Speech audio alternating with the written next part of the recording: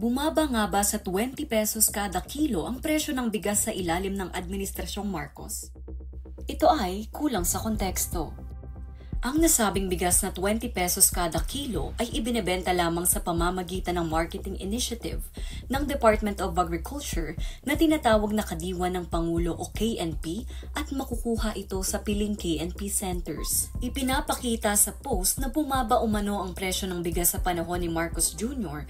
kumpara noong termino ni dating Pangulong Rodrigo Duterte, ngunit hindi pinaliwanag sa video na ang murang bigas ay bahagi lamang ng programang Benteng Bigas Meron at limitado lamang sa mga piling sektor gaya ng pamilyang mababa ang kita, senior citizens, solo parents at mga PWDs. Ayon sa datos ng Philippine Statistics Authority or PSA noong Mayo 29, ang average na presyo ng regular milled rice sa buong bansa ay nasa 43.32 pesos kada kilo.